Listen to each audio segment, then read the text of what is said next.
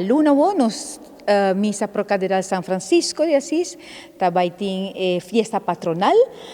qual cultura aia nós está começando com novena, né viaja aqui nós está com a luna 25, nós está com 6 horas e 5 da tarde, e também está 9 dias, quando termina dia 4 de outubro de Bunjaranson.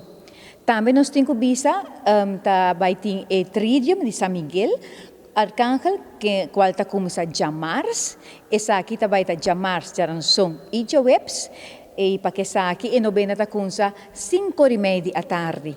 E depois é hora de já vierna, está sigue em novena normal, 6h05, e missa está continua e hora para 7h da noite.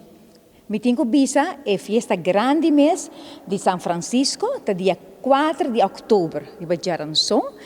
Caminha também com festa 6h30 da tarde, na onde que está com procissão, nós está com for the Hof de Mama Maria, nós está bem missa, nós temos o honor de ter nos obispo, Monsenhor Seco também na Aruba, e todos pastor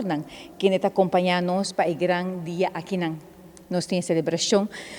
de San Francisco, junto com todo o povo e comunidade de Aruba. Para meio dessa aqui, nós está invitando gente do povo de Aruba, cidadano seguro de Oranjestad e paroquiano de Playa, nosso Baraboso, passina nos fiesta de San Francisco e aqui viaje mais. Mita quer maneira misa cumprir 100 anos, que men 100 anos nós está festejando San Francisco sua fiesta. Tenho visto nós está sumamente satisfeito, na onda que nós está começando que novena para 9 dias e depois nós está terminar que festa grande e nós temos visto aqui mirando que nós temos obispo ainda conosco, nós também temos obispo dia noite e depois de missa nós temos brinda também para todos os paroquianos, vacina tá nós festejar nos dia de San Francisco. Nós estamos com a procissão 6h30 da tarde, missa está começando às 7h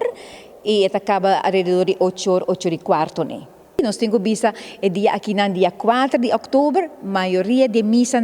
não tem missa e em relação com a festa grande de festa de San Francisco, junto com Monsenhor Obispo Seco, junto com nosso pastor Stanislau de Missa de Playa, nós invitamos o povo em geral e todo o paroquiano de distrito, outro distrito, bem celebrar conosco San Francisco de Assis, sua festa dia 4 de outubro, para 6h30 da tarde, aqui na Missa de Playa.